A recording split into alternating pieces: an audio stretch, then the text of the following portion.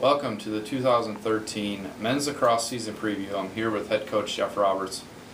Today we're going to look at and talk about the schedule, the roster, and some of the goals and expectations for this season. First, the schedule. When you look at it, you begin the season with 7 road games. Does that pose any challenges or difficulties having to start the season basically living out of your suitcase? Well, anytime you play on the road, you're not on your home field or campus or barn. So yes, it definitely poses a problem because you're playing in hostile environments. I guess that's one of the things that I've realized here, being that we started the program 3 years ago, that it's hard to get home games early in the season. So we have to be willing to travel to get those games in. And unfortunately enough, if you look at our schedule the first half of the season, yes, we're on the road, but we're playing some very high caliber teams, ranked in the top 20 in the NCAA. If I calculate it right, it's nearly almost 6,000 miles. You're going to be on a bus this season, so I hope you got the movies ready. But towards the end of the season, you finish the season with 3 home games.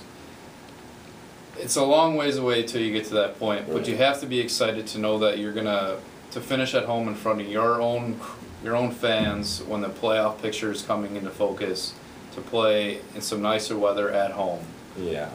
Well, we know, being where we are situated location-wise in the league that we play in, we understand that travel is a big part of our league, and we're going to put on, maybe we won't put 6,000 miles on every year, but I think we'll by far be the most travel team here at the university. So my kids and the staff understand that the travel needs here are great, but it gives us experience of playing at different venues, and we know it's part of the gig, so we'll embrace that. And yeah, anytime that you can play at home at the end of the season when everything's kind of sorting itself out, and obviously here in Wisconsin the weather's a lot better in the end of April than it is in the beginning of February, so selfishly, I'd rather be on the road in the beginning of the year and then play all my home games at the end of the year. So yeah, definitely get the crowd out there, the support from the student section,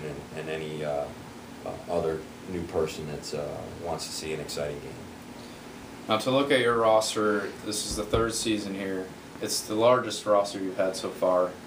You returned 16 players. 3 of them were all conference, and Danny Doms, Justin Krause, and Derek Bruski last year. What does it mean to the program to have 16 returnees with some experience and know what the program's about and trying to still lay the foundation? Well, I think it's huge to have, obviously, leadership. We're still going through the growing pains of building a program. I'd be lying to you if I said that it isn't a hard process. It's probably the hardest job that I've ever taken, building a program from scratch. But the guys that decided to stay and are the upperclassmen here, I couldn't ask for a better group of kids. They lead by example. They're always doing the right things, and so they're showing the freshmen or the underclassmen the way to be a Falcon, and instilling that disciplined culture that we want as a program. To have a Doms and a Krause and a Bruski, guys who are all conference, who have some experience, can you kind of put some of it on them to lead this group, to lay the foundation, or I guess the rules that you have, kind of put more of it on them, and you can kind of sit back and let them develop and grow? Obviously, that's a job of a coach, is to kind of displace some of the leadership and give it to the kids so that they can grow up and take some responsibility. Obviously, when they're a freshman, you can't give them all the responsibility. You got to rein them in a little bit, and they grew up fast here. They showed that they could be pretty good players and pretty good leaders. And as freshmen, we had a good season. Sophomores, we had a better season, or comparable.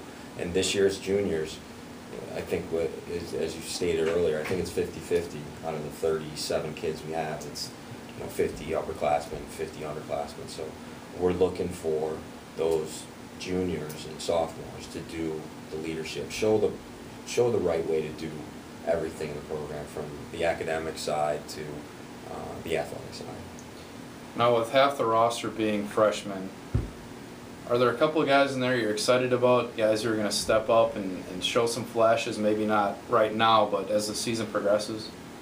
Each year we've gotten a better recruiting class. We feel as coaches, obviously you don't know if they're ever going to pan out, but I would say that this is the deepest freshman class that we've had since I've been here.